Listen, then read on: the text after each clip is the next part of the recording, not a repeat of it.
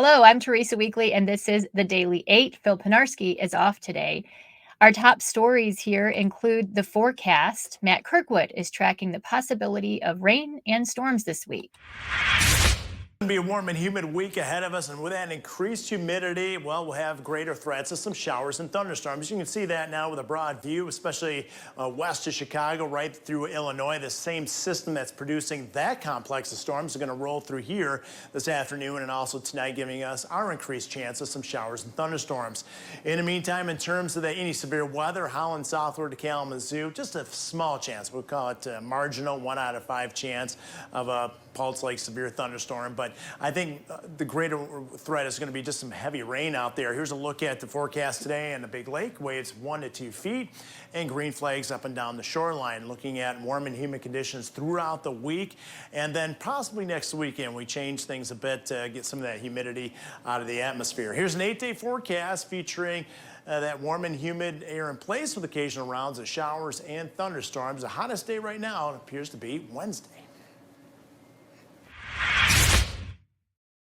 All right, the second story we have for you today involves the Lions. The team has signed the left tackle Taylor Decker to a 3-year contract extension, which is a pretty big deal. He is the longest tenured player on the Lions.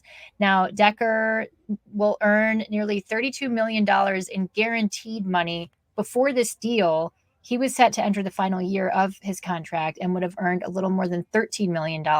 He's been with the Lions since they drafted him in 2016 in the first round.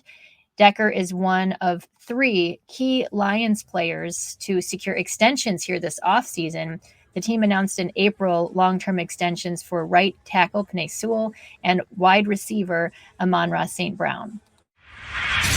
Here, number 3, a pickup truck driver fell asleep early this morning. Michigan State Police are using him as an example for why you shouldn't drive if you're feeling drowsy. Here's the tweet that they shared this morning. The road was shut down in Muskegon County, Holton Road by Rich Road, for 3 hours because this driver fell asleep, and state police say they crashed into the back of a pickup truck, of a garbage truck rather. This is what the pickup truck looks like. There was obviously some pretty serious damage to the pickup. The driver of the garbage truck wasn't inside the vehicle at the time, but the impact pushed the garbage truck into him. So he was hurt, although state police say nobody had serious injuries. 2 other vehicles were involved in this as well. But again, everyone should be okay. Number 4, gas prices in West Michigan. They are the highest they've been all year. David Horak is tracking them for us. Higher Midwest. Why? Well, Gas Buddy says it's due to a weather-related power outage at an ExxonMobil refinery in Illinois. We got to go back a couple of weeks ago to July 15th when one of 24 tornadoes that hit Illinois caused 2 transmission towers to collapse. That led to a week-long power outage at the Joliet refinery, which Gas Buddy says produces around 15% of the area's total share of gas and diesel production. They also believe that it missed out on producing 45 million gallons of gas and diesel combined. Now, although power is restored, Gas Buddy believes it'll take time before this refinery is fully operational. Power outage is actually probably the most crippling thing for a refinery, is that a refinery has to be preheated back to get these units up to temperature, and that can take several days of what you'd call preheating. So that answers why. Now the question is, for how much longer? DeHaan expects prices to go back to normal in about a week or 2, but that also depends on the damage assessment by ExxonMobil crews at that refinery. If they see it to be worse than originally expected, we could see another price spike on top of this. Teresa? All right, David, thank you. Yeah, we don't need those gas prices going above $4 a gallon at this point. Story number 5 on our list today, former Congresswoman Gabby Giffords is in Grand Rapids today. She is holding a news conference with several other Democrats, and this includes Representative Hillary Skolton. Giffords represented Arizona's 8th congressional district from 2007 until 2012. She resigned because she suffered a severe brain injury when someone tried to assassinate her. Giffords and the other Democrats at the event today are hoping to inspire more people in West Michigan to vote for gun violence reform. Mothers on a Mission to Stop Violence is part of that news conference as well. We are tracking the first human case of West Nile virus in Michigan. The health department announced that this week. Here's a look at where they're tracking it. It was in Livingston County. State health department workers have found the virus in mosquitoes in several areas of the state, including pools in Kent and Ottawa counties. But this is the first human case. And again, it is in Livingston County. There were 24 human cases of West Nile last year. That's according to CDC data. Most people who catch it won't even have symptoms. They may not even know that they caught it.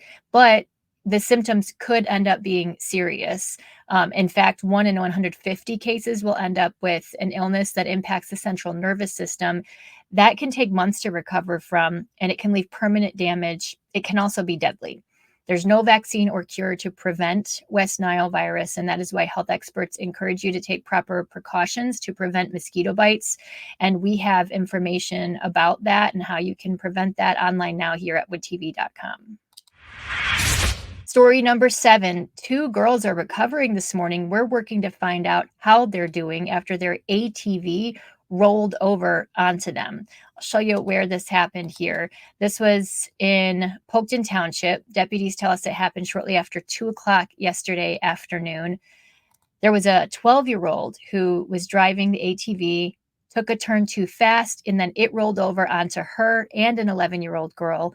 Medics took them to the hospital and called their injuries serious but not life-threatening. And finally, our 8th story here on the Daily 8 involves a 12-year-old girl. And it's a situation where parents often we say to our kids, hey, careful running out into the street to get a ball. And that's what happened to this 12-year-old girl. Deputies say that she was in Penfield Township on Saturday night. I'll show you where it happened here. It was near Roosevelt and Sharon Avenues.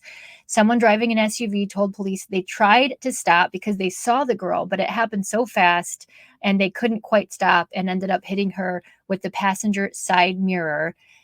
And medics say the girl should be okay. Thanks so much for watching the Daily 8.